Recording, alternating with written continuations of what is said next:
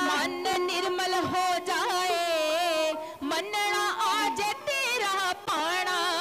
Cut गेड़ 84 दे मुड़ के मुक जाए आना जाना।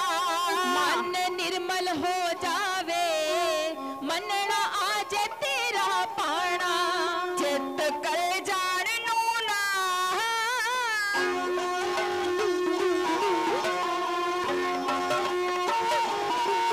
चित करे जान नू ना तेरे घर दी शान निराली। तेरे दर आगे हाँ साहिबा हुण नी मुड़ना खाली। तेरे दर आगे हाँ साहिबा हुण नी मुड़ना खाली। तेरे दर आगे हाँ दाता हुण ना मोड़ियो खाली। तेरे दर आगे हाँ दाता हुण ना मोड़ियो खाली।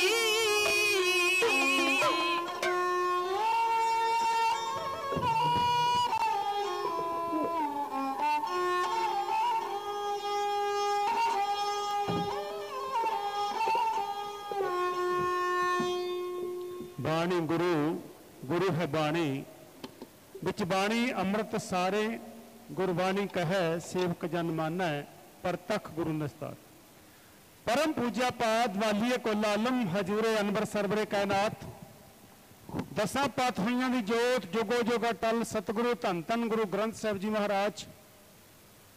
दशमेश पिता बाजां वाले ताजां वाले तख्तां वाले नीले दे शाह सवार धन धन सतगुरु गुरु गोबिंद सिंह महाराज जी के पावन पवित्र मुकद्दस स्थान के उत्ते गुरु दी खुशियां लैण लई पहुंचे मेरे समूह वीर बजुर्ग मातावां भैणां। आओ पातशाह वालों बख्शा होया फतेह दा प्रतीक नारा बुलंद आवाज नाल आखो जी वाहिगुरू जी का खालसा वाहिगुरू जी की फतेह। सतगुरु सच्चे पातशाह ने कृपा की इस भागा समा सानू बख्शिश किया। इस समय का लाहा लेना जिन्ना भी समा हो सके सतगुरुओं के दरबार में सज के उन्होंने बचन उन्होंने इतिहास उन्होंने बाणी आप सरवण करने की कोशिश करिए। मेरे तो पहला प्रचारक वीर साहबान ने धन धन सतगुरु अमरदास पातशाह जी का जीवन इतिहास तुहानू सरवण कराया क्योंकि इन्हां दिनों दे विच इस महीने दे विच जिहड़े मुख दिहाड़े ने 12 मई का सरहंद फतेह दिवस लंघ के गया। 15 मई धन धन सतगुरु अमरदास पातशाह जी का प्रकाश पुरब। 18 मई सरदार जस्सा सिंह आहलूवालिया का जन्मदिन।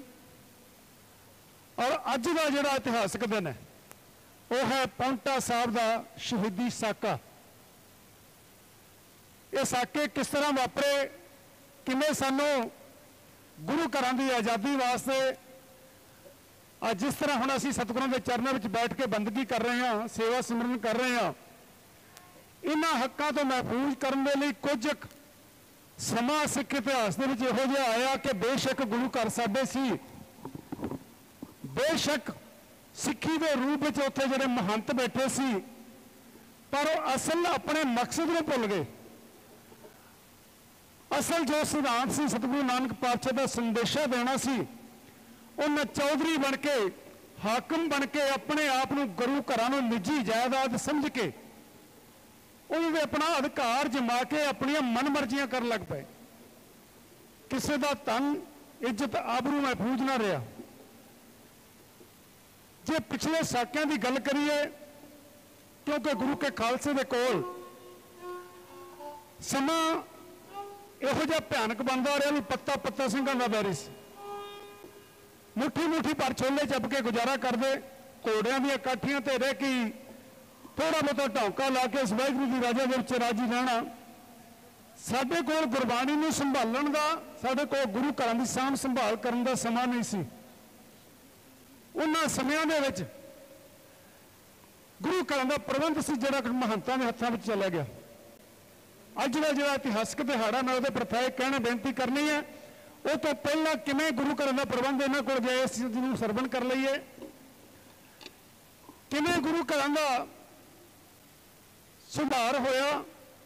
महाराजा रणजीत सिंह वेले तो लैके सारिਆਂ ਤੋਂ ਪਹਿਲਾਂ ਜਿਹੜਾ ਸਾਕਾ ਵਾਪਰਿਆ ਸੀ ਸਾਕਾ ਨਨਕਾਣਾ ਸਾਹਿਬ महंत सी नरैणू उत्थे दा महाराजा रणजीत सिंह जिस वेले बाबा लाजपत राय बेदी जी के नाल गुरु अस्थानां की सेवा संभाल जां यात्रा करने वास्ते आए, उत्थे देखिया कि इन्हां गुरु घरां दे विच जिथे धन धन सतगुरु नानक देव महाराज ने 20 रुपए का भुखे साधुओं को भोजन छका के लंगर लाया, उन्होंने अस्थाना उत्ते लंगर चलन का एक पासे कि इतों तक के धूफ मत्ती करने लिए भी पैसा नहीं सी हुंदा। महाराजा रणजीत सिंह के मन में विचार आया भी जिथे मेरे सतगुरु पातशाह ने इन्ने भंडारे चलाए उत्थों का जिहड़ा प्रबंध है वह वधिया होना चाहिए। बाबा साहिब सिंह जी बेदी जिन्हां दे नाल महाराजा रणजीत सिंह के बचन विलास होए, बाबा साहिब सिंह बेदी ने महाराजा रणजीत सिंह ने आख्या कि बाबा जीओ तुसीं अपना घोड़ा लै लो, जिथे तक तुसीं सूरज चढ़दे तो लैके छिपदे तक जाए होवोगे, मैं सारी की सारी जायदाद इन्हां गुरु घरां दे नाम करवा देवांगा। 17,926 एकड़ जमीन बाबा साहब सिंह जी ने घोड़ा लैके मन दी। महाराजा रणजीत सिंह ने सारी की सारी जायदाद गुरु घरां दे नाम लगवा दी है। 15,675 एकड़ वो जमीन दे विच बाहीयोग जमीन सी जिहदी आमदन आउंदी सी। उत्थों का महंत है जिहड़ा नरैणू है, लोड़ तो ज्यादा पैसा आ जाए, लोड़ तो ज्यादा सत्ता आ जाए, बंदा अयाशी हो जाता है। इहनूं किसी का डर भाव ना रहा, अपनियां मनमर्जियां करन लग पिया। आखिर गुरु के सिंघां नूं उस स्थान का कब्जा दे लैण दे लई 160 के करीब सिंघां नूं शहादतां देणियां पईयां, साकां नूं नकाणा वापरिया। उस तो बाद गुरु के बाग का मोर्चा, जैतो का मोर्चा, पंजाब के जम्मिया नूं नित महमा मोर्चे ही लगते रहे। हाँ दिल्ली वाला मोदी वाला भी तो ला के हटे। पूरी मनुखता के भले लई गुरु का खालसा हमेशा अगे आउंदा रहा।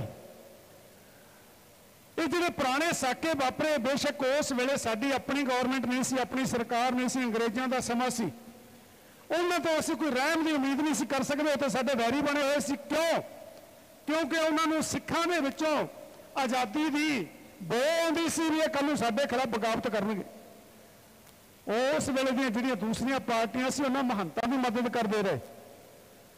22 मई 1964 ईस्वी नूं देश आज़ाद हो चुकिया सी, साडी अपनियां सरकारां सी, बाकी गुरु घरां दा प्रबंध साडे कोल आ चुकिया सी, पर धन धन 10वें पातशाह गुरु गोबिंद सिंह महाराज दा पावन पवित्र मुकद्दस स्थान श्री पौंटा साहब, इत्थे अजे भी महंतां दा प्रबंध है। भाई लहणा सिंह जिहड़ा उस वेले दा महंत है, ये महंत ने भी गुरु के खालसे को आके कहा कि इस गुरु घर का प्रबंध तुसीं लै लो, पर नहीं, ये महंत बहुत चंगा सी, गुरु नानक के आशय अनुसार चलने वाला सी। गुरु के खालसे ने कहा महंत जी तुसीं बहुत चंगा प्रबंध चला रहे हो, इस प्रबंध को अजे चलाओ, जदों लोड़ पई तो सानूं दस दिओ। ये भाई लहणा सिंह जिहड़ा उस वेले दा महंत है, ने बड़ा सोहना प्रबंध चलाया, गुरु नानक के आशय अनुसार सिੱਖੀ का प्रचार ते प्रसार किया। पर जदों इसकी मौत होंदी है, इसकी मौत तो बाद उसका पुत्र है गुरदयाल सिंह, गुरदयाल सिंह ने महंती सांभ लई, प्यो वाली किसी भी गल ते ना रहा। लोड़ तो ज्यादा पैसा सी, लोड़ तो ज्यादा ये कोई प्रबंध सी, ये मनमर्जियां करन लग पिया। समय की सरकार दे नाल इहने गंढ तुप कर लई। उस वेले गुरु घर दे विच जो मनमतियां चलनियां शुरू होईयां, शराबां दे दौर चलने शुरू होए, किसी का तन इज्जत आबरू महफूज ना रहा। उन्हां हालातां दे विच 1964 की जो वारता जिन्हें 11 साडे सिंघां ने उत्थे शहादतां दे के गुरु घर का प्रबंध लिया, 1964 की ये वारता एक कविता के रूप में कह के इतिहास अगे आपां सरवण करने की कोशिश करांगे। आओ ढाडी जत्था बेनती करन जा रहे हैं, सुनो सुनामा संगत एक दर्द कहानी। 1964 की वारता कोई नहीं पुरानी, बहुता ज्यादा समा नहीं हले होया। इस इतिहास में वापरिया नूं जिहड़ा अज दे दिन वापरिया सी, वो इतिहास कहण तो पहला चंद के शब्दों के विच ढाडी जत्था कविता के रूप में उस वेले हालात नूं बेनती इउं कर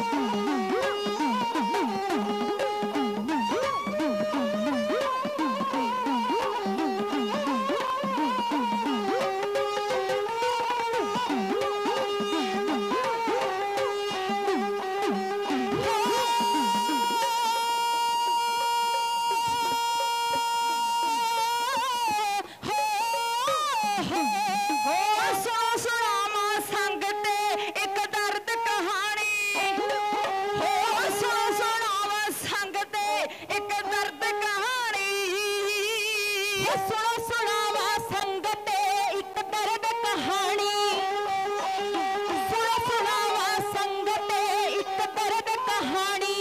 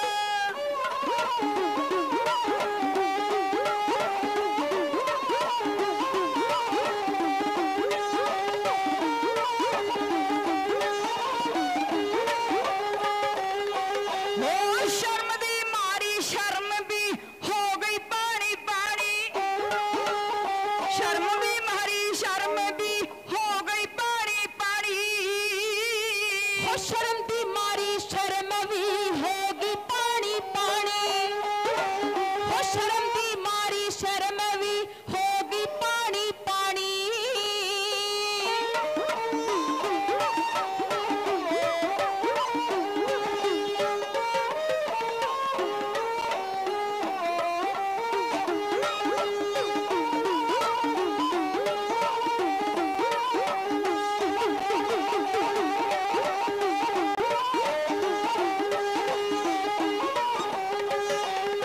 ना याद शहीदां उन्हां दी कदे दिलों भुलानी, हो याद शहीदां उन्हां दी कदे दिलों भुलानी, ना याद शहीदां उन्हां दी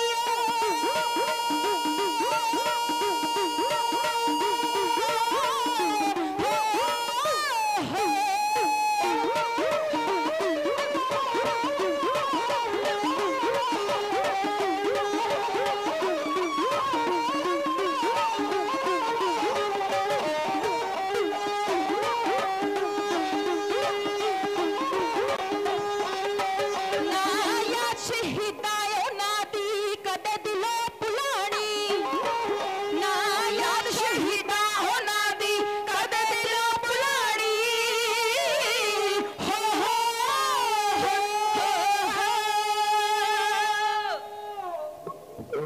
बेशक इस वेले तक श्रोमणी गुरुद्वारा प्रबंधक कमेटी 15 नवंबर 1920 ਨੂੰ ਹੋਂਦ ਵਿੱਚ ਆ ਚੁੱਕੀ ਸੀ। ਸਾਕਾ ਨਨਕਾਣਾ 1920 ਦੇ ਵਿੱਚ ਵਾਪਰਦਾ ਔਰ ਇਸ ਗੁਰੂ ਘਰ ਦਾ ਪ੍ਰਬੰਧ ਲੈਣ ਦੇ ਲਈ 175 ਰਹਿਤ ਦੇ ਵਿੱਚ ਪੂਰੇ ਗੁਰਸਿੱਖਾਂ ਦੀ ਇੱਕ ਕਮੇਟੀ ਬਣਾਈ ਗਈ ਜਿਹਦਾ ਨਾਮ ਰੱਖਿਆ ਗਿਆ ਸ਼੍ਰੋਮਣੀ ਗੁਰਦੁਆਰਾ ਪ੍ਰਬੰਧਕ ਕਮੇਟੀ। ਉਸ ਤੋਂ ਬਾਅਦ 24 ਜਨਵਰੀ 1921 ਨੂੰ ਸ਼੍ਰੋਮਣੀ ਅਕਾਲੀ ਦਲ ਬਣਿਆ। ਸ਼੍ਰੋਮਣੀ ਅਕਾਲੀ ਦਲ ਦਾ ਕੰਮ ਕੀ ਸੀ? ਸ਼੍ਰੋਮਣੀ ਗੁਰਦੁਆਰਾ ਪ੍ਰਬੰਧਕ ਕਮੇਟੀ ਜਿਹੜੇ ਗੁਰੂ ਘਰਾਂ ਦਾ ਪ੍ਰਬੰਧ ਲਵੇਗੀ, ਉਸ ਪ੍ਰਬੰਧ ਦੇ ਵਿੱਚ ਜੇ ਕੋਈ ਕਿਸੇ ਤਰ੍ਹਾਂ ਦੀ ਅੜਚਨ ਆਉਂਦੀ ਹੈ ਉਹਦਾ ਟਾਕਰਾ ਕਰਨ ਦੇ ਲਈ ਸ਼੍ਰੋਮਣੀ ਅਕਾਲੀ ਦਲ ਬਣਿਆ। 1925 ਤੱਕ ਇਹ ਸ਼੍ਰੋਮਣੀ ਅਕਾਲੀ ਦਲ ਨੇ ਗੁਰਦੁਆਰਾ ਸੁਧਾਰ ਲਹਿਰ ਦੇ ਵਿੱਚ ਬੜਾ ਯੋਗਦਾਨ ਪਾਇਆ। ਗੁਰੂ ਘਰਾਂ ਦਾ ਪ੍ਰਬੰਧ ਲਿਆ। 2 ਸੰਸਥਾਵਾਂ ਸਾਡੇ ਕੋਲ ਇਸ ਵੇਲੇ ਤੱਕ ਬਣ ਚੁੱਕੀਆਂ ਸੀ। 1964 ਤੱਕ ਇਹ ਦੋਵੇਂ ਸੰਸਥਾਵਾਂ ਵੀ ਸਾਡੇ ਕੋਲ ਨੇ, ਪਰ ਇਸ ਪੌਂਟਾ ਸਾਹਿਬ ਦੀ ਧਰਤ ਦਾ ਜਿਹੜਾ ਪ੍ਰਬੰਧ ਹੈ ਉਹ ਜੇ ਮਹੰਤ ਦੇ ਕੋਲ ਹੀ ਹੈ। ਗੁਰਦਿਆਲ ਸਿੰਘ ਜਿਹੜਾ ਲਹਿਣਾ ਸਿੰਘ ਦਾ ਪੁੱਤਰ ਹੈ, ਮਹੰਤ ਹੈ ਉਸ ਵੇਲੇ ਦਾ, ਇਹਨੇ ਗੁਰੂ ਆਸ਼ੇ ਨੂੰ ਭੁੱਲ ਕੇ ਮਨਮਰਜ਼ੀਆਂ ਕਰਨ ਲੱਗ ਪਿਆ ਕਿਉਂਕਿ ਗੁਰੂ ਘਰ ਦੇ ਨਾਮ ਜ਼ਮੀਨ ਜਾਇਦਾਦ ਵੀ ਹੈ। ਉਹ ਸਾਰੀ ਜ਼ਮੀਨ ਜਾਇਦਾਦ ਦਾ ਇਹ ਨਜਾਇਜ਼ ਫਾਇਦਾ ਉਠਾਉਂਦਾ। ਸ਼ਰਾਬਾਂ ਦੇ ਦੌਰ ਚੱਲਦੇ, ਮਨਮਰਜ਼ੀਆਂ ਕਰਦਾ, ਮਨਮਤ ਕਰਦਾ, ਗੁਰੂ ਦੇ ਆਸ਼ੇ ਤੋਂ ਉਲਟ ਕਾਰਜ ਕਰਦਾ। ਕਿਸੇ ਸੰਗਤ ਦੀ ਕੋਈ ਸੁਣਵਾਈ ਨਹੀਂ, ਕਿਸੇ ਦੀ ਇੱਜ਼ਤ ਮਹਿਫੂਜ਼ ਨਹੀਂ।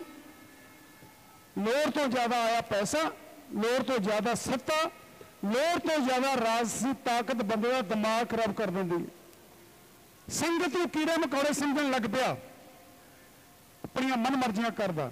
ਆਖਰ ਸੰਗਤ ਨੂੰ ਪਤਾ ਲੱਗਦਾ ਗੁਰੂ ਘਰ ਦੇ ਵਿੱਚ ਜਦੋਂ ਜਾਂਦੇ ਹੈ ਪ੍ਰਬੰਧ ਨਹੀਂ ਠੀਕ ਹੈ, ਇਸ ਗੱਲ ਦਾ ਮਨ ਦੇ ਵਿੱਚ ਇੱਕ ਤੌਖਲਾ ਹੈ। ਹੁਣ ਨਿਗਾਹ ਮਾਰ ਕੇ ਦੇਖਦੇ ਹੈ ਵੀ ਕੌਣ ਹੈ ਜਿਹੜੀ ਸਾਡੀ ਸੁਣਵਾਈ ਕਰ ਸਕਦਾ। ਝਾਤ ਗਈ ਹੈ ਤਰਨਾ ਦਲ ਦੇ ਉੱਤੇ। 2 ਦਲ ਸਾਡੇ ਬਣੇ ਆ ਨਵਾਬ ਕਪੂਰ ਸਿੰਘ ਦੇ ਵੇਲੇ 'ਚ, ਬੁੱਢਾ ਦਲ ਤੇ ਤਰਨਾ ਦਲ। ਬੁੱਢਾ ਦਲ ਦੇ ਵਿੱਚ 40 ਸਾਲ ਤੋਂ ਉੱਪਰ ਵਾਲੇ ਬੱਚੇ, ਬਜ਼ੁਰਗ, ਮਾਤਾਵਾਂ ਉਹ ਬੁੱਢਾ ਦਲ ਦੇ ਵਿੱਚ ਆਉਂਦੇ। ਜਿਹੜੇ 40 ਸਾਲ ਤੋਂ ਥੱਲੇ ਵਾਲੇ ਨੌਜਵਾਨ ਹੈ ਉਹਨਾਂ ਨੂੰ ਕਿਹਾ ਜਾਂਦਾ ਤਰਨਾ ਦਲ। ਹੁਣ ਤਾਂ 40 ਸਾਲ ਵਾਲਿਆਂ ਦਾ ਜਿਹੜਾ ਕੰਮ ਸੀ ਉਹ ਤਾਂ ਬਿਲਕੁਲ ਹੀ ਖਤਮ ਹੈ। 40 ਸਾਲ ਤੋਂ ਥੱਲੇ ਵਾਲਾ ਗੁਰੂ ਘਰ ਜਾਣਾ ਹੀ ਨਹੀਂ ਪਸੰਦ ਕਰਦਾ, ਉਹਦਾ ਮੋਬਾਈਲ ਤੇ ਨਹੀਂ ਵੇਲ ਮਿਲਦਾ। ਪਰ ਯਾਦ ਰੱਖਿਓ, ਜਿੰਨਾ ਚਿਰ 40 ਸਾਲ ਤੋਂ ਥੱਲੇ ਵਾਲੇ ਸਾਡੇ ਗੁਰੂ ਘਰਾਂ 'ਚ ਨਹੀਂ ਆਉਣ ਲੱਗਦੇ ਨਾ, ਗੁਰੂ ਘਰ ਦੇ ਵਿੱਚ ਆ ਕੇ ਗੁਰੂ ਦੀ ਦਾਤ ਪ੍ਰਾਪਤ ਨਹੀਂ ਕਰਦੇ, ਗੁਰੂ ਦੇ ਬਚਨ ਸਰਵਣ ਨਹੀਂ ਕਰਦੇ, ਉਹਨਾਂ ਚਿਰ ਅਸੀਂ ਨਹੀਂ ਕਹਿ ਸਕਦੇ ਵੀ ਸਿੱਖੀ ਦਾ ਪ੍ਰਚਾਰ ਤੇ ਪ੍ਰਸਾਰ ਸਹੀ ਤਰੀਕੇ ਨਾਲ ਹੋ ਰਿਹਾ।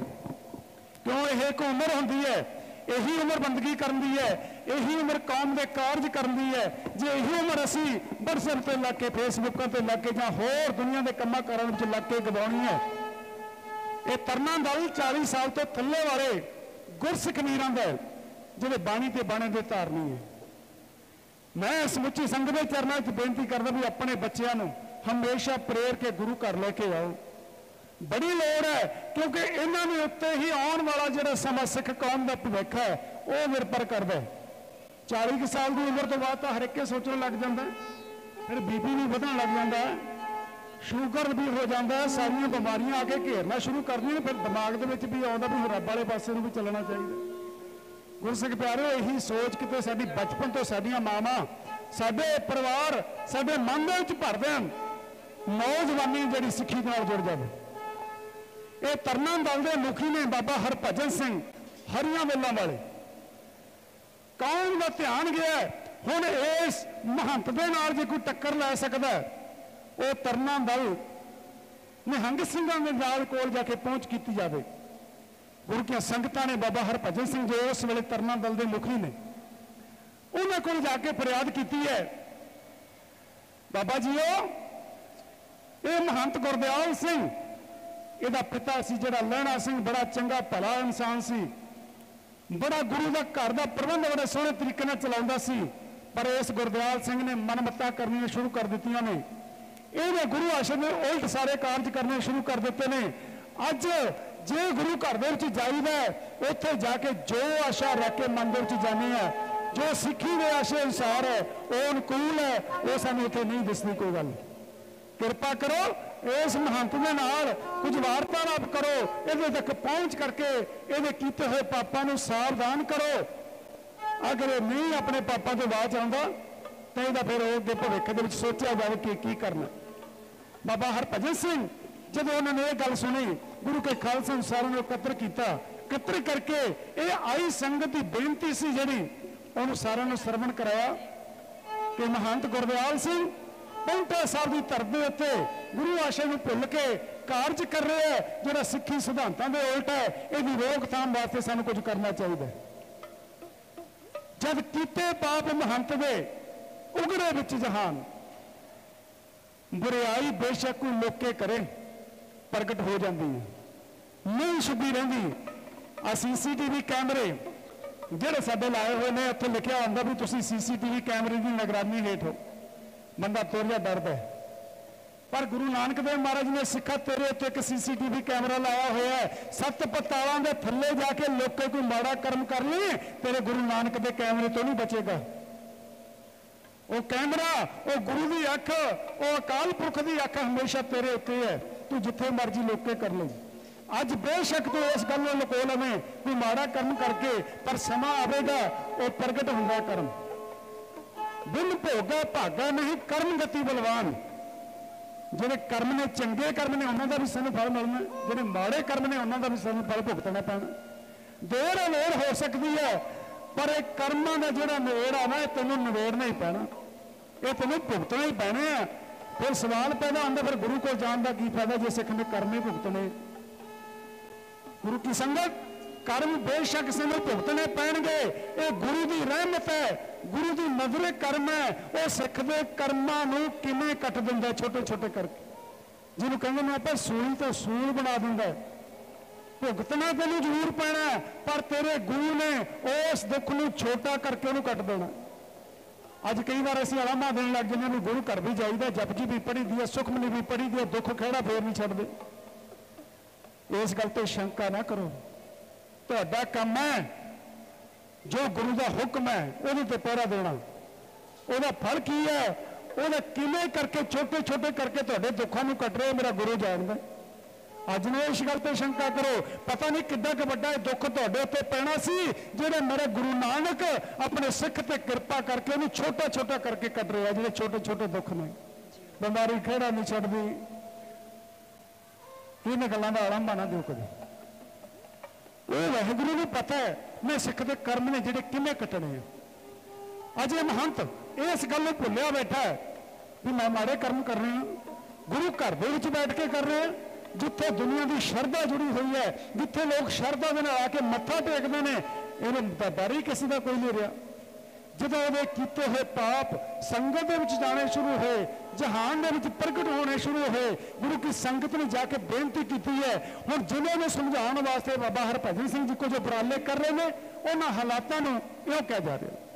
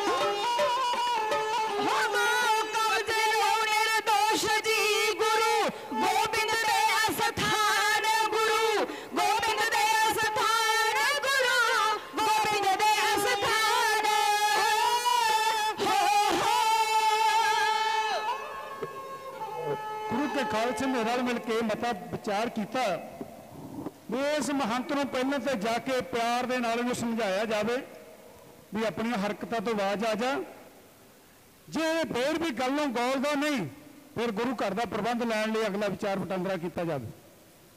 बाबा हरभजन सिंह जी की अगवाई दे विच गुरु के खालसे ने चलना किया पाउंटा साहब की धरती को।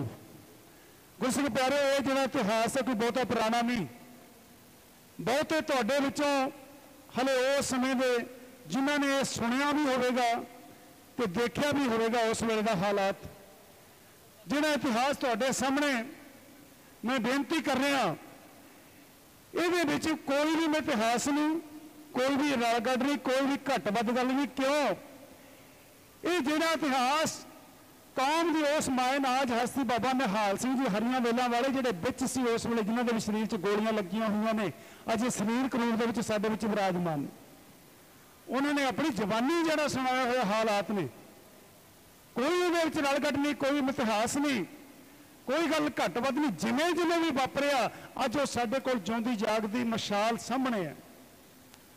बाबा हरभजन सिंह जी की अगवाई दे विच गुरु के खालसे ने चाले पाए तो अरदास गुजारी गई है।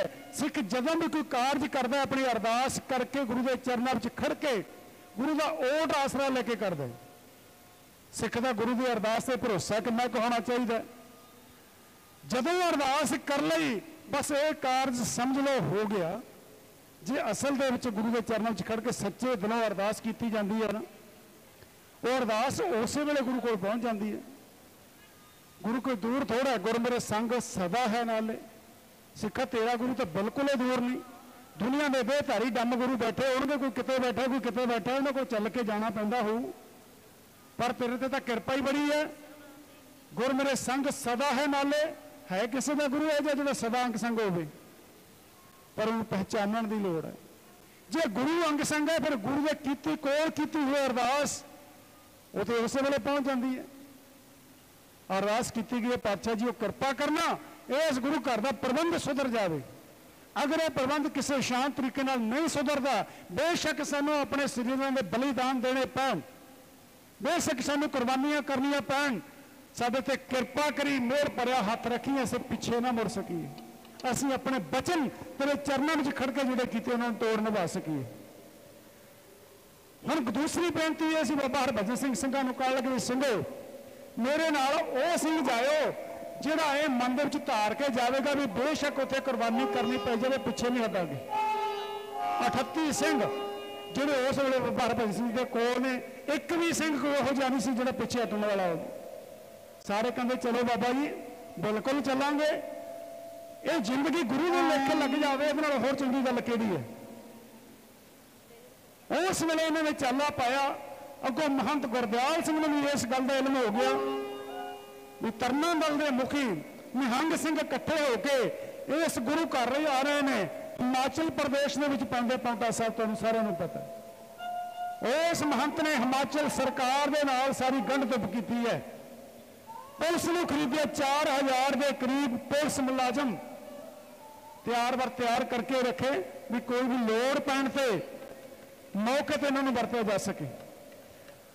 कोशिश ये भी की गई भी ये निहंग ਸਿੰਘਾਂ ਨੂੰ गुरु घर के अंदर वड़ने ही ना दिता जाए, दाखिले ना होने दिता जाए।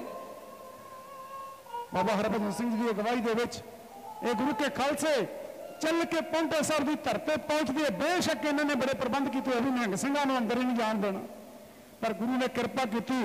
ये निहंग ਸਿੰਘਾਂ ने जाके अंदर गुरु घर के नतमस्तक होए, गुरु पातशाह के चरणों में सीस नवाया, चरणों में सीस नवा के पातशाह के चरणों में अरदास बेनती की है। बाबा हरभजन सिंह कह लगे ਸਿੰਘੋ इस आसान के उत्ते बड़े कुकर्म होए ने, संगत ने जिमें जिमें आके दसिया।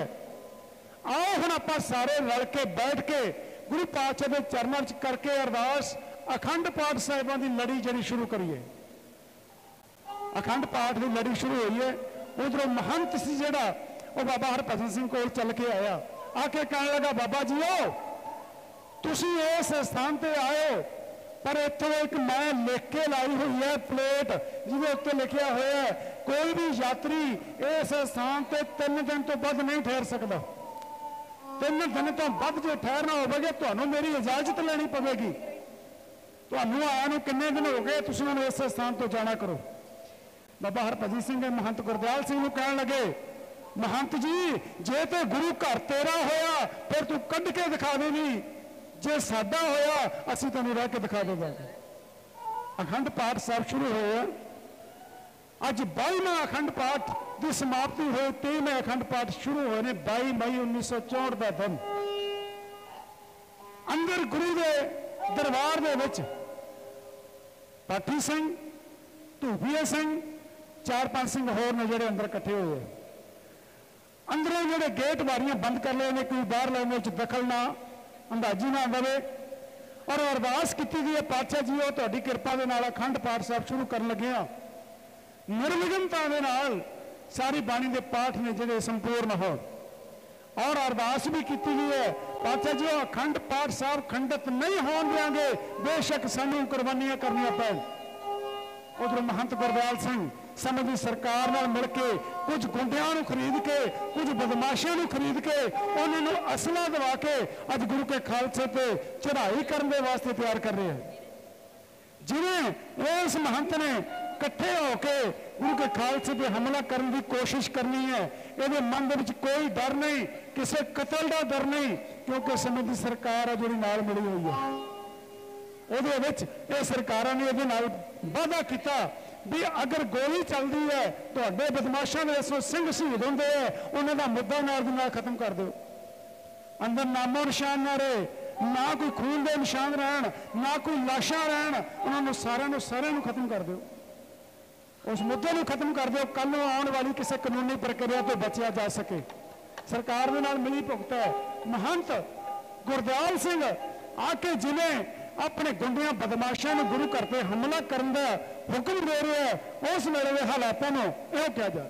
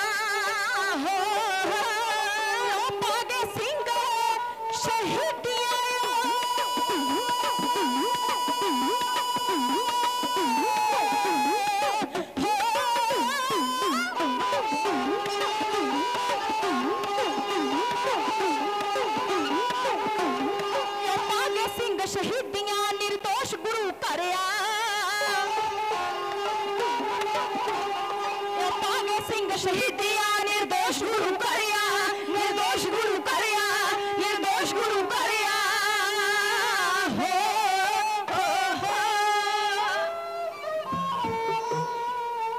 सतगुरां दे दरबार जिथे दुनिया के लोग नतमस्तक होने लिए आते हैं, गुरु तो आशा मुरादां पूरियां करने वास्ते बेनतियां करते हैं।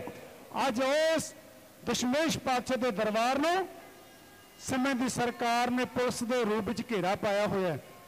चारे पासों गुरु अस्थान में घेरा वाला पाया हुआ है। उधरों डीसी जिहड़ा उस वेले दा उन्हें बस के उत्ते कहते स्पीकर बनया हुआ, स्पीकर दे विच अनाउंसमेंट की जा रही है भी दरबार दे विच जिन्ने भी सिंह ने इस वेले अखंड पाठ साहब नूं बंद करके बाहर आ जाए, नहीं तो फिर सानूं गोली चलानी पवेगी। 3-4 बार जो अनाउंसमेंट हुई, जेड़े गुरु के सिंह दरबार तो बाहर सी वो भी अंदर चले गए।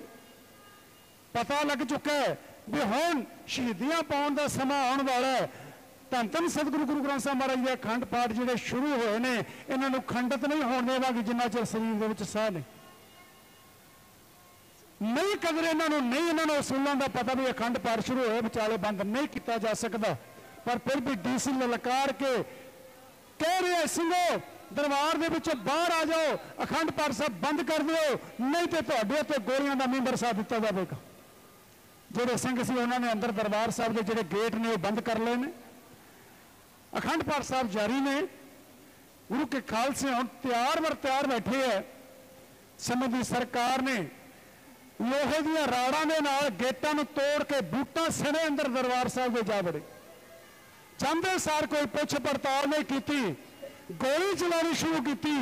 धन धन सतगुरु गुरु ग्रंथ साहिब महाराज के ताबे बैठे उस वेले सिख जी की उम्र है 22 साल 22-23 साल, जिसका नाम है हरभजन सिंह। इस हरभजन सिंह जिथे पाठ कर रहे हैं, उत्थे जदों गोली चलती है अपनी बांह उपर करके उन्होंने जालमां नूं कह रहे हैं भी अखंड पाठ साहब खंडित नहीं होण दिता जाएगा। जदों हथ उपर किया, एक गोली इस सिंह की हथेली दे नूं चीरदी हुई पार हो गई है। वाहिगुरू जी। हथ जो थले डिगे है, नाल दी नाल दूसरियां गोलियां आईयां, इहदी छाती नूं चीर गईयां। सिंह दा शरीर धन धन सतगुरु गुरु ग्रंथ साहिब महाराज के पावन पवित्र स्वरूप के उत्ते डिग पिया, लहू लहान हो गया। नाल ही कोल एक होर सिंह खड़ा जिहदा नाम है धन्ना सिंह। इस धन्ना सिंह ने इस जिहदे सिंह के शरीर में गोलियां बजियां ने, उन्होंने फड़ के एक पासे करके अखंड पाठ साहब की पंक्ति उन्होंने फड़ के अगे पाठ करना शुरू कर दिता। अरदास की हुई है, पातशाह जी जिन्ना चिर शरीर के साह ने अखंड पाठ साहब खंडित नहीं होण देंगे। उहदी जगह पर आप बैठ के पाठ कर लगे है। पुलिस दीयां गोलियां, गुंडियां, बदमाशां दीयां गोलियां इस धन्ना सिंह के शरीर में भी छलनी छलनी कर गई। चौर की सेवा कर रहे कौम की मायनाज हस्ती संत बाबा निहाल सिंह जी हरियां वेला, जिहड़े शरीरक रूप के साडे कोल अज भी मौजूद ने, उन्होंने उस वेले उठ के अखंड पाठ साहब की लड़ी को आरंभ करना शुरू किया। चौर की सेवा छड्ड के उन्होंने शरीर में भी गोलियां बजियां। एक गोली उन्होंने शरीर में पार कर गई है, दूजी गोली अज भी उन्होंने शरीर में मौजूद है। दर्शन कर सकते हो, मिल सकते हो, ये सारी घटना उन्होंने जवानी सुन सकते हो। सरकार ने कोई कहर ना गुजार तो कसर ना छड़ी। अंदर जिन्ने सिंह सी उन्होंने शहीद करने की कोशिश की, उन्होंने 11 सिंह ने जो शहीदियां प्राप्त कर गए। 3 सिंह जख्मी होए ने। समय की सरकार ने जिहड़ा महंत दे नाल वादा किया होया सी भी इन्हां दीयां लाशां नूं टकाणे लाउणा है, एक ट्रक दे विच उन्हां लाशां नूं पा लिया गया। नाल जो जख्मी सिंह ने जिन्होंने बाबा निहाल सिंह जी भी ने, उन्होंने भी लाशां समझ के सेकदियां होयां इस ट्रक दे विच सुट के बाहर लेके जाने की कोशिश कर लगे। जिहड़ी संगत सी उन्हें पता लग चुकिया भी गुरु दरबार के उत्ते हमला हो गया, गोलियां चलियां ने, सिंह शहीद हो गए ने। लोगों ने कोठे में छत्तां ते चढ़ चढ़ के देखिया कि इन्हां सिंघां नूं लिजाया जा रहा, पर इन्हां लाशां दे विच शहीद होए सिंघां दे विच 3 सिंह अजे तड़प रहे हैं जिन्हां दे साह चलदे ने। ये सरकार ने रहम नहीं करना, इन्हां जिउंदे होए सिंघां नूं भी विचे इन्हां ने साड़ के शहीद कर देना। संगत ने इकट्ठियां होकर आके इस ट्रक नूं रोकण की कोशिश की। और सरकार ने कोशिश ये भी की भी 3 लाशां इन्हां लाशां दे विचों रख लईआं भी कल नूं कोई इस गल दा निर्णय देना पिया कह देंगे भी सारे सिंह नहीं शहीद होए, सिर्फ 3 सिंह शहीद होए, उन्हां दा संस्कार कर दिता जाए। दूसरियां लाशां नूं लैके चले विच जिउंदे सिंह है। संगत नूं पता लग्या, संगत इस ट्रक भी अगे आके सड़कों पर लेट गई, इन्हां सिंघां नूं असीं नहीं लिजाण देंगे, ਜਿਹੜੇ सिंह अजे सेकदे ने इन्हां नूं लिजा के इन्हां दा इलाज कराया जाए। उन्होंने 3 ਸਿੰਘਾਂ ਨੂੰ ਪੌਂਟਾ ਸਾਹਿਬ ਦੇ ਹਸਪਤਾਲ ਵਿੱਚ ਜਾ ਕੇ ਇਲਾਜ ਕਰਾਇਆ ਗਿਆ। ਉਸ ਤੋਂ ਬਾਅਦ 6 ਮਹੀਨੇ ਇਹਨਾਂ ਦਾ ਇਲਾਜ ਚੱਲਿਆ ਸ਼ਿਮਲਾ ਦੇ ਹਸਪਤਾਲ ਦੇ ਵਿੱਚ। ਗੁਰਸਿੱਖ ਪਿਆਰਿਓ, ਉਸ ਵੇਲੇ ਜਿਹੜਾ ਦਰਬਾਰ ਸਾਹਿਬ ਦਾ ਅੰਦਰਲਾ ਹਾਲ ਲਹੂ ਲਹਾਨ ਹੋਏ ਪਿਆ, ਸਤਿਗੁਰੂ ਪਾਤਸ਼ਾਹ ਦੇ ਗੁਰੂ ਗ੍ਰੰਥ ਸਾਹਿਬ ਮਹਾਰਾਜ ਦੇ ਸਰੂਪ ਸਿੰਘ ਸ਼ਹੀਦ ਹੋਏ ਪਏ ਹੈ, ਦਰੀਆਂ ਖੂਨ ਦੇ ਨਾਲ ਲਿਬੜੀਆਂ ਪਈਆਂ, ਕੰਧਾਂ ਤੇ ਖੂਨ ਦੇ ਨਿਸ਼ਾਨ ਹੈ। ਅੰਦਰਲਾ ਜਿਹੜਾ ਮੰਜ਼ਰ ਹੈ ਉਹਨੂੰ ਤੱਕ ਕੇ ਇੱਕ ਸੀਨੇ ਦੇ ਵਿੱਚ ਖਿੱਚ ਪੈਂਦੀ ਹੈ, ਕਿਵੇਂ ਇਹਨਾਂ ਜ਼ਾਲਮਾਂ ਨੇ, ਜਾਬਰਾਂ ਜਰਵਾਣਿਆਂ ਨੇ ਸ਼ਾਂਤਮਈ ਢੰਗ ਦੇ ਨਾਲ ਚੱਲ ਰਿਹਾ ਅਖੰਡ ਪਾਠ ਨੂੰ ਖੰਡਿਤ ਕੀਤਾ ਔਰ ਸਿੰਘਾਂ ਨੂੰ ਸ਼ਹੀਦ ਕੀਤਾ। कौम प्रति दर्द रखने वाले हिरदे दे विचों ये अंदरला नज़ारा तक के जिन्हें एक आवाज़ उठती है, जिन्हें अंदरों एक रौल निकलता है, उस वेले हालातों को अपनी मन बिरतियां कागर करके पौंटा साहब के पावन पवित्र दरबार में शहीद होए सिंघां दे चरणों में पहुँच के इस कविता को श्रवण करने की कोशिश करो, बेनती की जाए।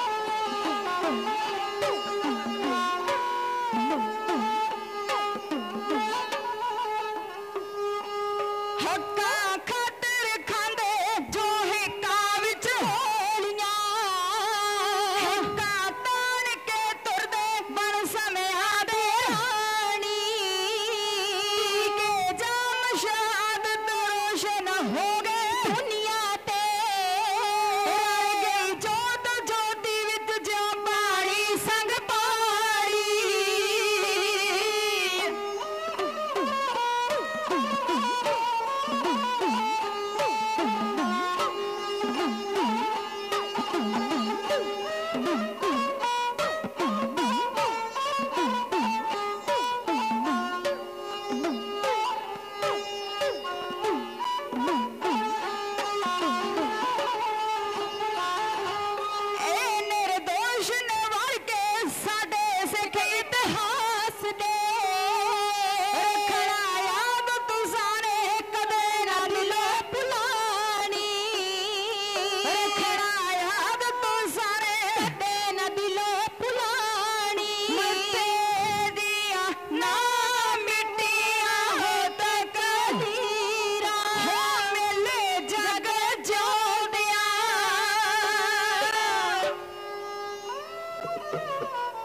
ਅੱਜ ਦਾ ਜਿਹੜਾ ਦਿਨ ਸੀ ਸਾਕਾ ਪੌਂਟਾ ਸਾਹਿਬ ਦੇ ਸ਼ਹੀਦਾਂ ਦੇ ਨਾਮ ਕੋ ਜੀ ਵਾਹਿਗੁਰੂ ਜੀ ਕਾ ਖਾਲਸਾ ਵਾਹਿਗੁਰੂ ਜੀ ਕੀ ਫਤਿਹ।